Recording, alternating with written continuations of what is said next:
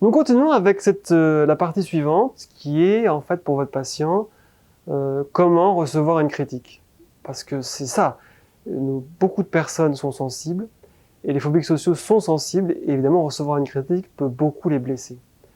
Heureusement, comme la communication en général, il y a des techniques pour savoir comment bien recevoir une critique, ou bien formuler une critique, qui sont dans les techniques de communication. Alors, il faut distinguer 3 types de critiques que va recevoir votre patient. La critique justifiée, la critique injustifiée et les critiques vagues. Bon. Ce qui est important quand votre patient est critiqué, c'est que tout comme dans la gestion du conflit, ils prennent le temps d'écouter la critique. Mais qu'est-ce qu'on me reproche exactement? Quel est le problème exact? Est-ce qu'on me reproche d'être en retard? Est-ce qu'on me reproche de mal faire mes devoirs? Est-ce qu'on me reproche de ne pas être sérieux? Est-ce qu'on me reproche de ne pas rendre mon travail à temps? Qu'est-ce que c'est exactement le problème? Donc, votre patient doit vraiment écouter, prendre le temps d'écouter sur quoi se porte la critique. Ensuite, il faudra utiliser les mêmes techniques qu'on a vues dans les chapitres précédents sur l'affirmation de soi, c'est-à-dire que votre patient doit vraiment aussi utiliser les techniques verbales et non verbales qu'on a vues. Ensuite, même si votre patient est sensible et se sent emporté par ses émotions, qu'il devra accepter avec la gestion des émotions que vous pouvez voir dans les chapitres précédents, dans les vidéos précédentes, c'est qu'effectivement, il doit se décentrer. C'est-à-dire, c'est pas lui, c'est pas sa personnalité que la critique vise, c'est juste en fait ses actions. Donc il faut que votre patient prenne le temps de laisser passer les émotions et de plutôt résoudre le conflit qui est lié à la critique. Donc il ne faut pas faire l'interprétation personnelle, c'est ce que je veux dire. Donc il faut rester centré sur le sujet de la critique. Qu'est-ce qu'on critique? Mon heure, mon efficacité, mes devoirs, mon comportement en tant que mari ou en tant que femme, etc. Donc même principe, dans votre réponse par rapport à la critique, ça va être les mêmes règles. Donc ne paraissez pas agressif, ça va rien arranger. Essayez de pas être sur la défensive. Dites simplement ce que vous pensez en fait, et ce que vous ressentez. Donc il faut bien dire au patient ça, qu'il exprime ce qu'il pense, qu'il exprime ce qu'il ressent, de manière la plus claire possible. Donc, première chose, face à la critique, c'est de bien écouter la critique. Donc, si la critique est justifiée, donc à ce moment-là, il faut le reconnaître. Parce que si vous commencez d'emblée à vous justifier, si le patient d'emblée se met à se justifier mais sans reconnaître, ça va pas résoudre le conflit en fait. Ça risque justement d'entraîner un conflit.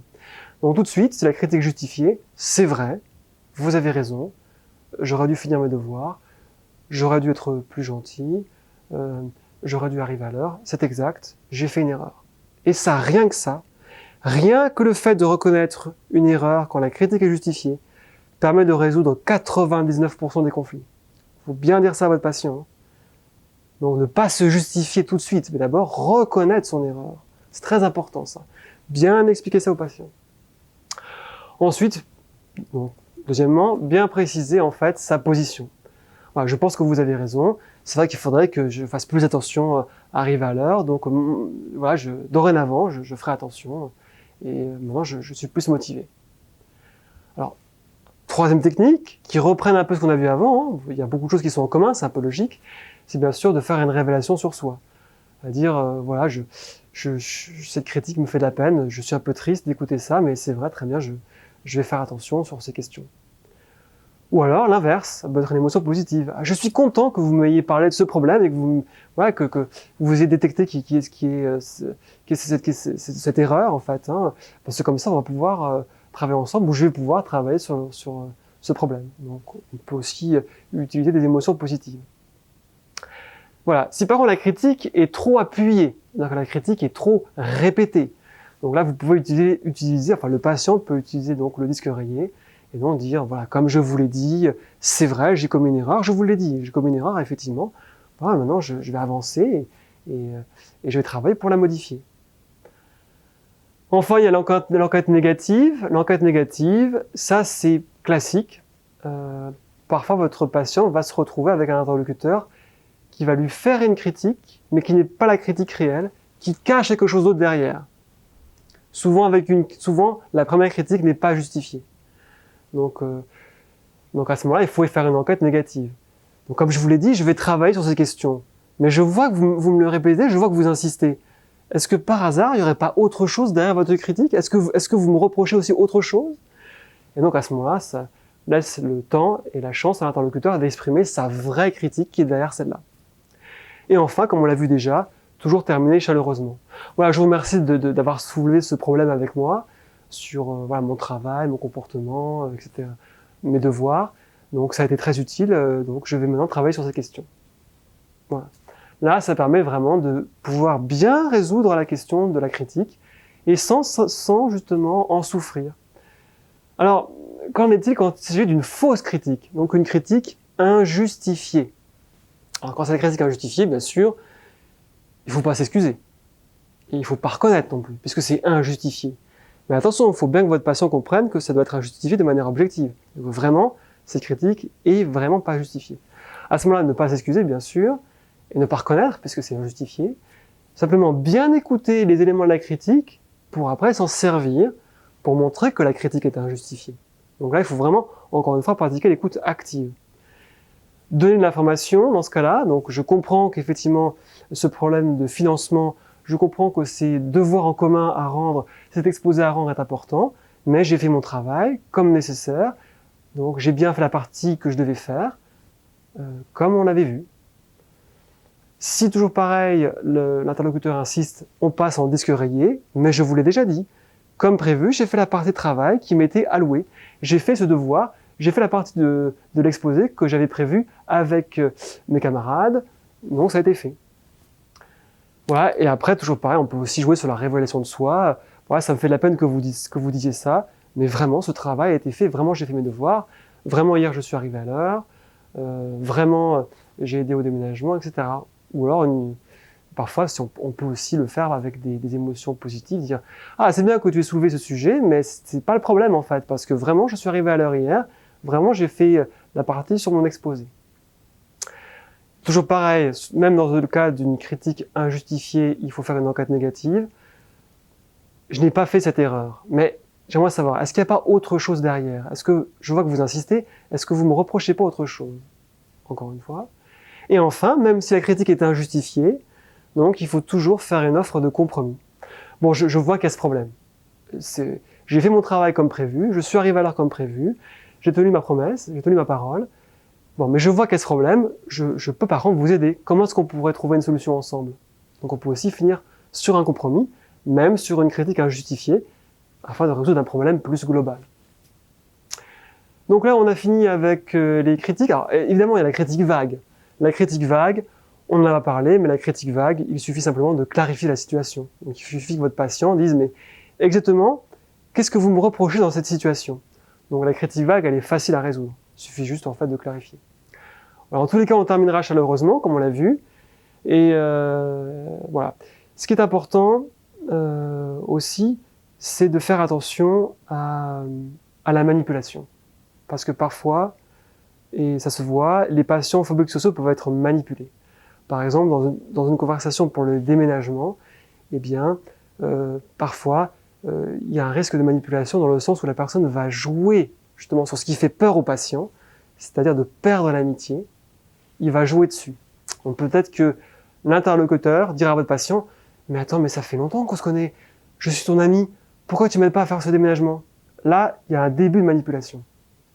Votre patient doit apprendre à reconnaître la manipulation et ne pas rentrer dans le jeu. Toujours en s'exprimant sur ses émotions, en disant « C'est vrai, effectivement, je suis ton ami et tu es très important pour moi. » Donc on voit bien une révélation de soi, hein, une affirmation de ses émotions. Voilà. Mais justement, je peux vraiment pas t'aider à déménager dimanche. Cela dit, si tu peux laisser une partie en fait des affaires lundi, je pourrais t'aider lundi. Donc là, on a vu la clarté, on a vu la révélation de soi et on a vu en fait la solution avec la recherche de compromis. Mais donc bien détecter en fait la manipulation, car parfois l'interlocuteur, ne sans s'en rendre compte forcément, va chercher à manipuler en fait le patient. Donc tout de suite, tu es un très bon ami à moi, c'est très important pour moi, mais ce jour-là, j'avais dit que. Très bien. Ensuite, donc, nous allons aborder les questions des moqueries, parce que vos patients sont peut-être des étudiants, sont peut-être des élèves hein, au lycée, et les phobiques sociaux ont des problèmes parfois avec les moqueries, hein, ce qu'on appelle les vannes, ou les insultes. Alors, comment faire, comment un phobique social peut se défendre par rapport à des vannes, par rapport à des insultes voilà, qui sont contre lui? Alors, la première chose la plus facile à faire, la première technique la plus simple, c'est l'autodérision. Votre patient doit donc reprendre l'insulte de son interlocuteur, doit reprendre la vanne de son interlocuteur en l'exagérant. Tout simplement.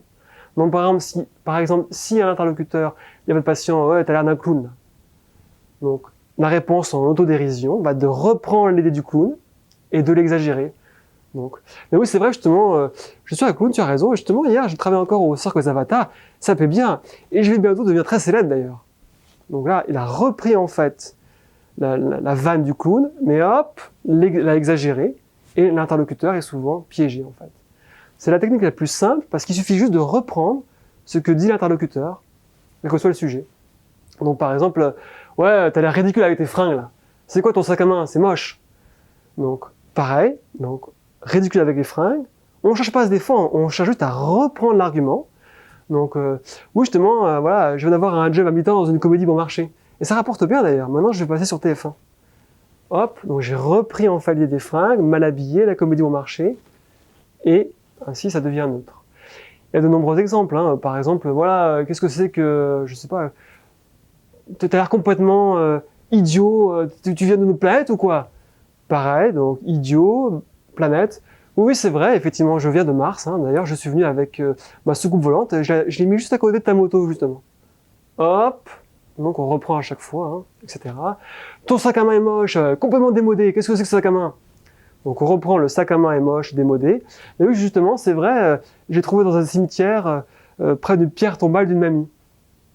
Ah, ça a bloqué l'interlocuteur. Hein. Donc, ça, c'est l'autodérision.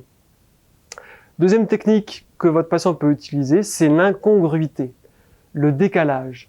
Répondre à une vanne, à une insulte, en utilisant une réponse qui n'a rien à voir avec l'insulte, qui n'a rien à voir avec la situation. Reprenons l'exemple de « tu as l'air ridicule avec tes fringues ». Eh bien, la réponse qui n'a rien à voir, c'est « oui, justement, je me promenais hier sur les quais et j'ai vu les mouettes, c'est quand même beau, les mouettes qui défilent sur le paysage. » L'interlocuteur est piégé parce que ça n'a rien à voir avec la vanne. Donc, l'idée de faire le décalage, qui est très utilisé par les Monty Python, les Monty Python, si vous aimez bien la comédie britannique, c'est ce que votre patient peut utiliser. Enfin, il y a la réciprocité, mais la réciprocité est beaucoup plus dure, donc, comme technique, parce que ça implique qu'il faut quand même avoir un certain esprit rapide pour vite répondre à une insulte. Mais c'est beaucoup plus dur. Voilà, c'est vraiment quand votre patient est bien entraîné. Donc à ce moment-là, il va réussir à trouver un moyen de se moquer en retour de la personne qui se moque d'elle.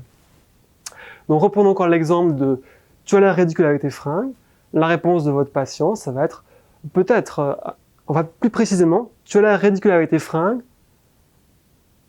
Et à ce moment-là, si c'est une personne qui vous dit ça, vous l'examinez. Donc le patient examine comment la personne est habillée. Et si cette personne est un bobo, eh bien il va utiliser justement le fait qu'il soit un bobo pour, à ce moment-là, par réciprocité, donc répondre à l'insulte. Donc si un bobo dit à votre patient « tu as l'air ridicule avec tes fringues », votre patient va répondre peut-être « mais au moins j'ai pas l'air d'un bourgeois déguisé en clochard comme toi ». Donc ça c'est parfait. Mais ça demande vraiment une certaine rapidité.